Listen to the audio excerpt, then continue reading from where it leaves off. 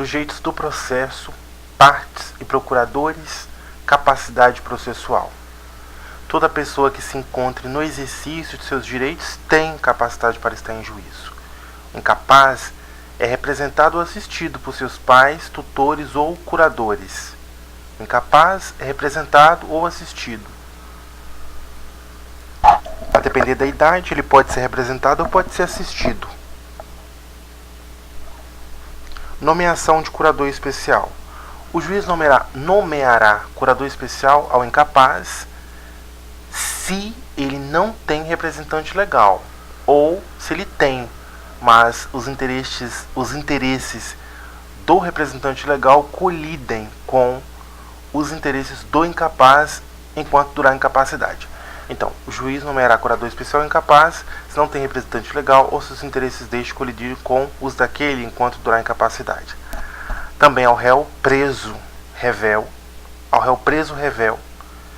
preso revel, não é qualquer preso, é o preso revel, e réu revel, citado por edital ou com hora certa enquanto não for constituído advogado. Então a gente tem duas situações para o réu. O primeiro réu preso revel e ao réu revel, citado por edital ou com hora certa. Então a questão aqui que está pegando aqui, ele é revel, preso revel ou o réu revel, citado por edital ou com hora certa. Então, preso revel ou o revel citado com hora certa ou por edital vai nomear enquanto não for constituído advogado. A curatela especial é exercida pela Defensoria Pública. Necessidade do cônjuge para consentimento. Ortoga.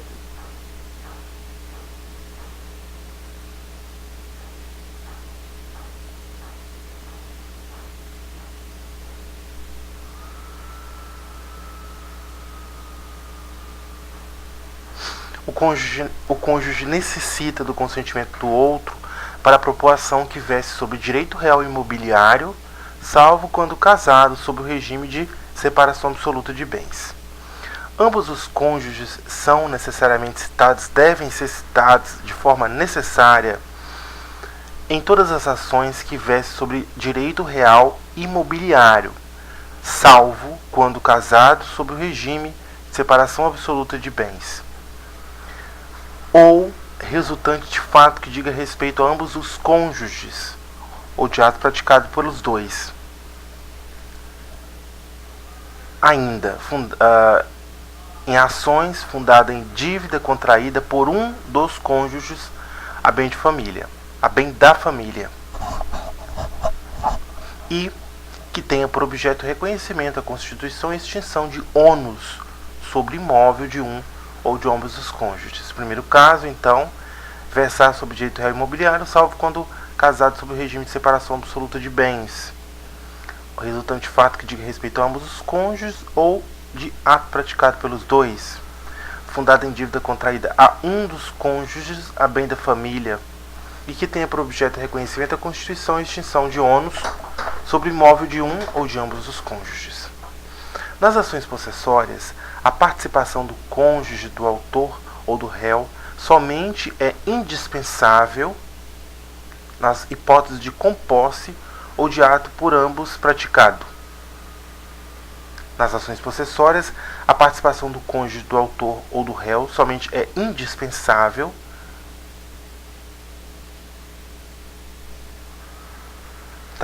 nas possessórias, a participação do em se tratando de possessórias, a participação do cônjuge do autor na ação ou a participação do cônjuge do réu somente é exigida, somente é indispensável, somente é necessária nas hipóteses de composse ou de ato praticado por ambos. Então, composse ou ambos. Em se tratando de ações possessórias, não há necessidade de citar o outro cônjuge, se for no caso ação em face dos dois, ou não há necessidade dos dois entrarem na petição inicial. Em ações possessórias, é indispensável em hipótese de composse, somente é indispensável, somente é necessária, somente é exigida quando se tratar de composse ou ato por ambos praticado. Nas ações possessórias, repito, nas ações possessórias, a participação do cônjuge do autor ou do réu somente é necessária, somente é indispensável, somente é exigida nas hipóteses de composse ou de ato por ambos praticado nas ações possessórias. Não é em qualquer ação, não. Nas ações possessórias. Aplica-se o disposto neste artigo à união estável comprovada nos autos. O consentimento, outro cônjuge, pode ser suprido judicialmente. Pode ser suprido judicialmente quando é negado por um dos cônjuges sem justo motivo, ou quando lhe é impossível concedê-lo. Então, quando é negado sem que tenha um justo motivo para isso, ou quando é impossível conceder essa outorga, pode ser suprido judicialmente. A falta de consentimento, quando necessária e não suprida pelo juiz, invalida o processo, faz com que o processo se torne inválido, não é nulo, é inválido, processo inválido, processo que não tem valor judicial, porque não tem consentimento, é necessário consentimento, e você não fez o suprimento judicial, você não pediu em juízo o suprimento que aqui dá as hipóteses, quando é negado seja o motivo ou quando é impossível concedê-lo. Essas duas hipóteses, a falta do consentimento torna o processo inválido e faz com que o processo se torne inválido. Representações em juízo de forma ativa e passiva. União, AGU, diretamente ou mediante órgão vinculado. Estado, Distrito Federal, procuradores. Município, prefeito ou procurador. Autarquia, fundação de direito público, é a lei do ente federado que designa quem é que vai representá-la. Autarquia e fundação, direito público, lei que o ente federado designar. Na lei, o ente federado vai designar quem é que vai representar a autarquia ou a fundação de direito público. A massa falida é pelo administrador judicial. O administrador judicial é massa. Herança jacente ou herança vacante, curador. Herança jacente ou vacante, curador. Espólio inventariante. Pessoa jurídica, quem os respectivos atos constitutivos designarem, ou não havendo essa designação, seus diretores. Sociedade, associação irregular, outros entes organizados sem personalidade jurídica, pela pessoa que couber a administração de seus bens. Pessoa jurídica estrangeira, gerente, representante, administrador de sua filial, agência ou sucursal aberta ou instalada no Brasil, condomínio, administrador ou síndico. Então, união fácil, AGU, diretamente por meio de órgãos ou mediante órgão vinculado, Estado, Distrito Federal, procuradores, município, procurador ou prefeito, autarquia, fundação de direito público, a quem a lei do ente federal designar, massa falida, administrador judicial, herança jacente ou vacante, curador, espólio inventariante, pessoa jurídica, quem os respectivos atos constitutivos designarem ou não havendo essa designação, seus diretores. Primeiro, atos constitutivos na pessoa jurídica. Não tem, então, diretores. Sociedade, associação irregular ou qualquer ente organizado sem personalidade jurídica pela pessoa a quem couber a administração de seus bens. Pessoa jurídica estrangeira, gerente, representante ou administrador de sua filial, agência, sucursal aberta no Brasil, condomínio, administrador ou síndico. Quer repetir? União, AGU, diretamente mediante órgão vinculado, Estado, procuradores, município, prefeito, procurador, autarquia, fundação de direito público, a quem a lei ou ente federado designar, massa falida, administrador judicial, herança jacente ou vacante, curador, espólio inventariante, pessoa jurídica.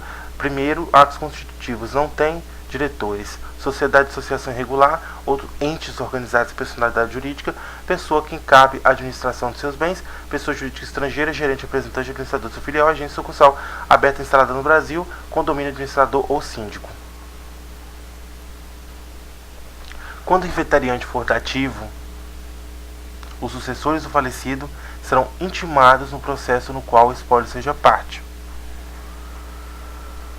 A sociedade ou associação sem personalidade jurídica não pode opor a irregularidade de sua constituição quando demandada. O gerente de filial ou de agência presume-se autorizado pela pessoa jurídica estrangeira a receber citação para qualquer processo. Os estados e o DF podem ajustar compromisso recíproco para a prática de ato processual por seus procuradores em favor de outro ente federado mediante convênio firmado pelas respectivas procuradorias. Justificada a incapacidade processual ou a irregularidade da representação da parte, verificada a incapacidade processual ou a irregularidade da representação da parte, o juiz suspende, não interrompe, suspende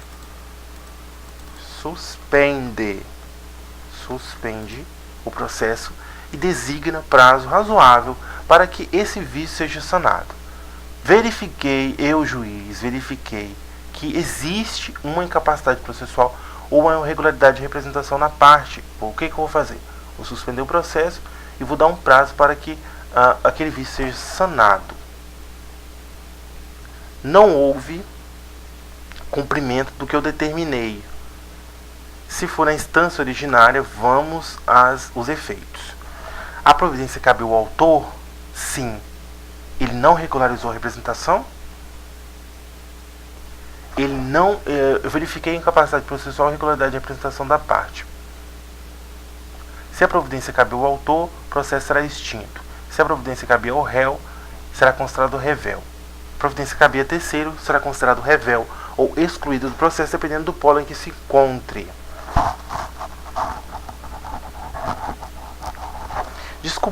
Descumprida a determinação, caso o processo esteja na instância originária, providência cabe ao autor, extinto, réu, revel. Terceiro, será considerado revel ou excluído, dependendo do polo em que ele estiver. Descumprida a determinação em fase recursal perante TJ, TRF ou Tribunal Superior, o relator, se a providência couber ao recorrente, ele não vai conhecer do recurso. Se a providência couber ao recorrido, ele vai determinar o desentranhamento das contrarrazões. O processo vai ficar sem contrarrazões porque tem irregularidade de representação e não foi suprida, não foi sanada.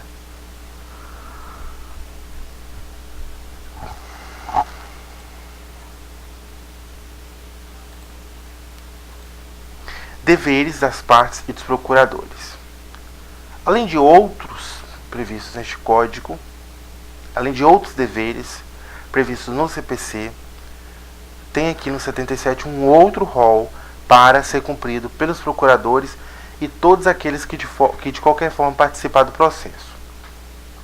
Precisa expor os fatos em juízo conforme a verdade, não formular pretensão ou apresentar defesa quando cientes de que são destituídas de fundamento, não produzir provas e não praticar atos inúteis ou desnecessários à declaração ou à defesa do direito. Declinar, no primeiro momento em que lhes couber falar nos autos, um endereço residencial profissional, onde receberão informações, atualizando essa informação, onde receberão intimações, atualizando essa informação sempre que ocorrer qualquer modificação temporária definitiva.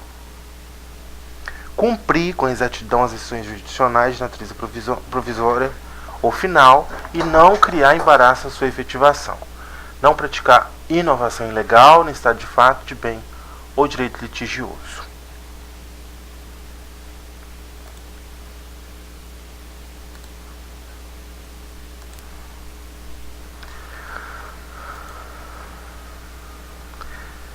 Esse inciso 4 e inciso 6, ele tem algumas observações importantíssimas que não podem deixar de ser vistas. O 4, cumprir com exatidão as decisões judiciais de natureza provisória ou final e não criar embaraço à sua efetivação. E o 6, não praticar inovação ilegal no estado de fato de bem ou direito litigioso. Não praticar inovação ilegal no estado de fato de bem ou direito litigioso. Nessas duas hipóteses, o juiz advertirá qualquer das pessoas mencionadas de que sua conduta pode ser punida como ato atentatório à dignidade da justiça, no caso do 4 e do 5. Descumprir decisões jurisdicionais seja de natureza provisória ou final, e não criar embaraço à efetivação da justiça. Não praticar inovação ilegal no estado de fato, de bem ou direito litigioso.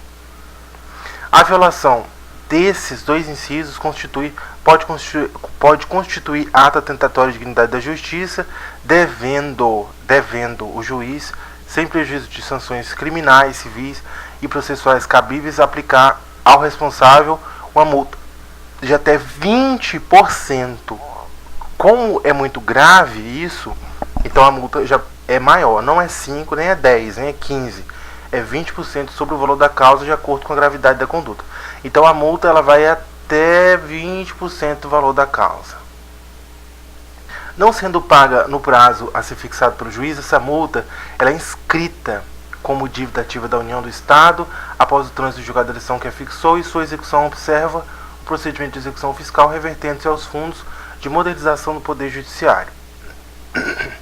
Reconhecida a violação dos 6, o juiz determinará o restabelecimento do estado anterior, podendo ainda proibir a parte de falar nos autos até a purgação do atentado, sem prejuízo da aplicação da multa. Essa multa pode ser fixada independentemente da incidência do 523, parágrafo 1º, e 536 também, parágrafo 1º. O 523 é cumprimento de sentença, e no primeiro diz assim: não ocorrendo pagamento voluntário no prazo do caput, o débito será acrescido de multa de 10%, também de honorários de 10%. No 536, para atender o disposto no caput, o juiz poderá determinar, entre outras medidas, a imposição de multa, busca, apreensão, remoção de pessoas e coisas, desfazimento de obras e impedimento de atividade nociva, podendo, caso necessário, requisitar o auxílio de força policial. Então, a multa de até 20% pode ser fixada independentemente das outras multas do 523, parágrafo 1º, e 536, parágrafo 1º também. Quando o valor da causa for irrisório e inestimável, essa multa ela pode ser fixada, a multa pode ser fixada em até 10 vezes o valor do salário mínimo, pode se tomar como salário mínimo. Quando o valor da causa é irrisório, muito baixo ou inestimável, a multa pode ser fixada levando-se em consideração o salário mínimo, e aí vai até 10 vezes o valor do salário mínimo. Advogados públicos, advogados privados, membros da Defensoria e MP, não pode se aplicar nenhum dos casos do segundo a quinto. Não pode aplicar nos casos do segundo a quinto. Então, nenhuma dessas hipóteses previstas no segundo a quinto não pode ser aplicada a advogado público, nem advogado privado, membros da Defensoria e também do MP. Não se aplica as hipóteses do segundo a quinto, que são todas essas multas, né? Devendo eventual responsabilidade disciplinar ser apurada pelo respectivo órgão de classe ou corregedoria ao qual o juiz oficiará. Então, advogado público, advogado privado, membro da Defensoria e MP não responde da mesma forma que as partes sem os advogados que estão trabalhando no processo. Eles vão responder de acordo com a sua responsabilidade disciplinar. É vedado às partes, seus procuradores, juízes, membros do MP e Defensoria, qualquer pessoa que participe do processo, empregar expressões ofensivas nos escritos apresentados. Quando essas expressões ou condutas ofensivas elas forem manifestadas oral ou presencialmente, o juiz vai advertir o ofensor de que não se deve usar ou repetir, sob pena de ser cassada a palavra. De ofício a requerimento do ofendido, o juiz determinará que essas expressões sejam riscadas, e a requerimento do ofendido determinará a expedição de certidão do inteiro teor. Tem que ser requerimento, não é de ofício, determinar a expedição de certidão com inteiro teor das expressões ofensivas e a colocará à disposição da parte interessada. Responsabilidade das partes por dano processual. Responde por perdas e danos aquele que litigar de má-fé como autor, réu, interveniente. Litigância de má-fé. Litigância de má-fé é quem deduz pretensão de defesa contra texto expresso de lei ou fato incontroverso, altera a verdade de fatos, usa do processo para conseguir objetivo ilegal, opõe resistência injustificada ao andamento do processo, procede de modo temerário em qualquer incidente ou ato do processo, provoca incidente manifestamente fundado, interpõe recurso com intuito manifestamente protelatório. Então, tudo isso é má-fé. Deduz pretensão de defesa contra texto expresso de lei ou um fato incontroverso. Deduz uma pretensão ou uma defesa contra texto expresso de lei ou um fato incontroverso. É litigância de má-fé. Altera a verdade, usa do processo para conseguir objetivo ilegal, opõe resistência justificada ao andamento do processo, procede de modo temerário em qualquer incidente ou ato do processo, provoca incidente manifestamente fundado, interpõe recurso com intuito manifestamente protelatório. De ofício, requerimento de juiz condenar o litigante de má-fé a pagar a multa. A multa da litigância de má-fé ela é de 1 a 10% do valor corrigido da causa. 1 a 10%. E a indenizar a parte contrária pelos prejuízos que essa sofreu é arcar com os honorários advocatícios com todas as despesas que efetuou. Quando forem 2 ou mais os litigantes de má-fé, o juiz condenará cada um na proporção de seu respectivo interesse na causa ou solidariamente aqueles que se coligaram para lesar a parte contrária. Quando o valor da causa é irrisório e inestimável, a multa é fixada levando-se em consideração o salário mínimo de até 10 vezes o salário mínimo. Então, litigância de má-fé, 1 a 10%. O valor da indenização é fixado pelo juiz, ou caso não seja possível mensurá-lo, liquidado por arbitramento ou pelo procedimento comum nos próprios autos. Indenização fixada pelo juiz, não é possível mensurá-la, liquidar por arbitramento ou pelo procedimento comum nos próprios autos. Despesas dos honorários advocatícios, e multas. Agora essa parte aqui, ela é bem cheia de detalhes, precisa ser vista com bastante cuidado. Salvo as disposições concernentes à gratuidade da justiça, incumbe às partes, não é só o autor nem só o réu, provimento de despesas dos atos que realizarem ou requererem no processo, antecipando-lhe o pagamento desde o início até a sentença final ou na execução até a plena satisfação do direito reconhecido no título.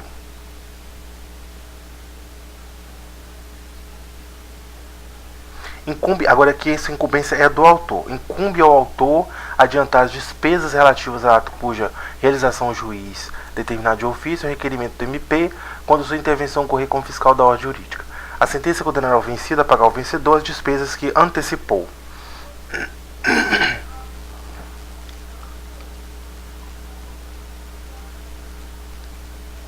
O autor, brasileiro ou estrangeiro,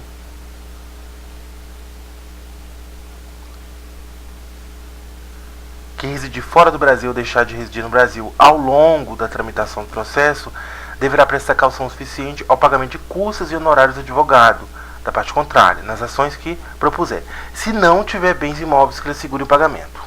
Só voltando aqui rapidinho, que essa incumbência do autor de antecipar as despesas relativas a ato cuja realização o juiz determinar de ofício requerimento do MP, quando sua intervenção ocorrer como fiscal da lei. Então, a incumbência do autor de antecipar essas despesas relativas a atos. Na sentença, haverá a condenação do vencido a pagar essas despesas que foram antecipadas ao vencedor. Bom, se o autor for vencedor, obviamente, o vencido vai ter que reembolsar essas despesas que ele teve no processo. Essa observação aqui é o seguinte: o autor, brasileiro ou estrangeiro que reside fora do Brasil ou deixar de residir ao longo da tramitação do processo, deve prestar caução suficiente ao pagamento de custas e também de honorários da parte contrária nas ações que propuser o autor. No entanto, não se exige, quando houver dispensa prevista em acordo do Tratado Internacional de que o Brasil faz parte, o Brasil é signatário, a dispensa prevista em acordo do Tratado Internacional, ou na execução fundada em título extrajudicial e no cumprimento de sentença. Execução de título, cumprimento de sentença e na reconvenção. Então, 3 casos: acordo tratado, título executivo, título extrajudicial, cumprimento de sentença e reconvenção. 3 casos: acordo tratado, título extrajudicial ou cumprimento de sentença e também intervenção. 3 casos. Verificando-se no trâmite do processo que se desfalcou a garantia, o interessado pode exigir reforço da caução, justificando seu pedido com a indicação da depreciação do bem dado em garantia e também da importância do reforço que ele pretende obter. As despesas abrangem as custas dos atos do processo, a indenização de viagem, a remuneração do assistente técnico e diária de testemunha. Despesas abrangem custas do processo, indenização de viagem, remuneração do assistente técnico e a diária de testemunha. A sentença condenará o vencido a pagar honorários do advogado vencedor.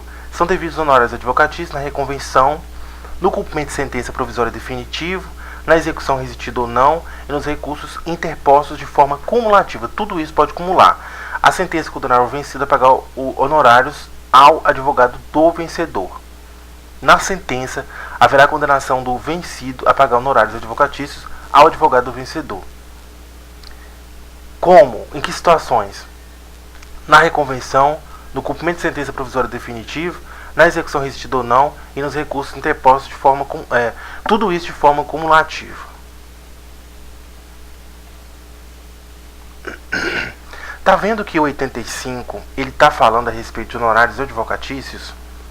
Agora é que eu fui perceber, e ele é muito grande, tem vários parágrafos, e ele está tratando de honorários advocatícios.